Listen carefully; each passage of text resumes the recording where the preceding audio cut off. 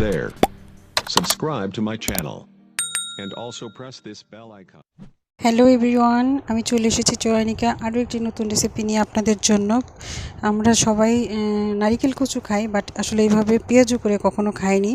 তো আমরা পুরো ভিডিওটা দেখে আসি যে আমি পেঁয়াজুটা কিভাবে তৈরি করেছি এবং কতটা টেস্ট এবং কতটা মজাদার, কতটা মুসমুসে, কি বলবো, আর না খেলে কখনো বুঝতে পারবেন না। বাসায় সেই কারণে ট্রাই করতে হবে।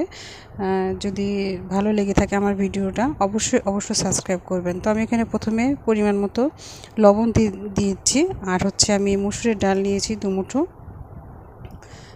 ডালটা আমি ভিজিয়ে নিয়ে পরে বেটে নিয়েছি, পেস্ট করে নিয়েছি। আর ওখানে নারিকেল কচুটা আমি সিদ্ধ করে নিয়েছি চাকা চাকা করে, হালকা একটু লবণ দিয়ে। তো এবার আমি একটু লবণ দেওয়ার পরে পরিমাণ মতো একটু কালারটা আসার জন্য হলুদ দিয়েছি। এরপর আমি একটু বেকিং পাউডার দিয়েছি, হাফ চা চামচ।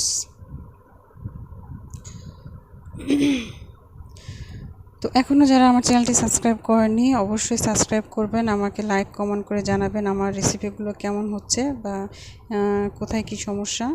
আমি চেষ্টা করব সেগুলো অ্যাভয়েড করার জন্য। আমি এখানে পেঁয়াজ কুচি দিয়েছি এবং রসুন 2টো নিয়েছি, আর পরিমাণ মতো ঝালটা নিয়েছি। এটা আপনাদের অভিরুচি, যে যেমন পছন্দ করেন ঠিক ওইভাবেই পরিমাণ মতো নিয়ে নেবেন।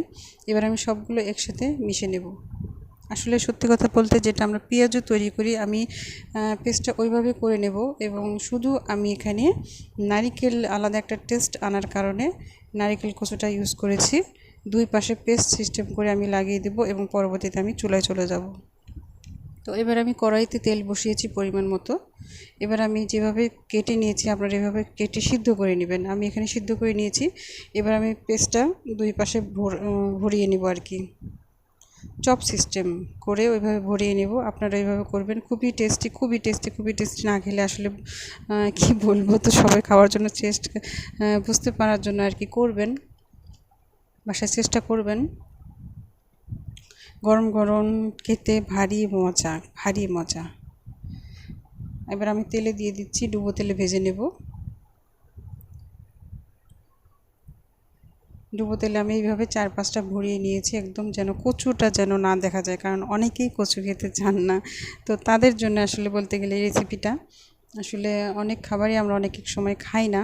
তো সেক্ষেত্রে আমাদের ভিন্ন রকম আইটেম করলে দেখা যায় আমরা সেই খাবারটা খাওয়ার পরে আসলে বুঝতে পারি। তো সেক্ষেত্রে আমি এখানে এই আইটেমটা ইউজ করেছি। কচু আসলে পরিবারের অনেকেই খেতে চায় না, তো তাদের জন্য আসলে এই রেসিপিটা। আমরা পেঁয়াজও তো সবাই খাই, মসুরের ডালটা সবাই পছন্দ করি। আমার ভাজা প্রায় শেষের দিকে। তো আমি এখানে আইটেমটা একটু ভিন্ন রকম করেছি, মানে মুচমুচে লাগবে, গরম গরম এবং হালকা খাবার, যেটা আমরা বিকেলের নাস্তা হিসেবে নেই, সেই টাইমটা আমরা এইভাবে সবজিটা খাবো আর কি। তো খুবই মজাদার একটি রেসিপি। আপনাদের ভালো লাগলে অবশ্যই বাসায় করবেন এবং লাইক কমেন্ট করবেন এবং বেশি করে শেয়ার করবেন আপনাদের ফ্রেন্ডের সাথে, যে আসলে রেসিপিগুলো কেমন হচ্ছে এবং খেতে কতটা মজাদার হচ্ছে। তো আমার ভাজা হয়ে গেছে, আমি এইভাবে লাল লাল করে ভেজে নিয়েছি। এর সাথে আপনি টমেটো সস দিয়ে খাবেন, সাথে একটু হালকা লেবুর রস হলে আরও মজাদার। তো দেখতে পাচ্ছেন আমি এখানে টমেটো সসটা এইভাবে দিয়েছি 4-5টা, এবং কচু কিন্তু এখানে একদম বোঝাই যাচ্ছে না কতটা টেস্টি হতে পারে, এখন আপনারা বুঝতে পেরেছেন হয়তো।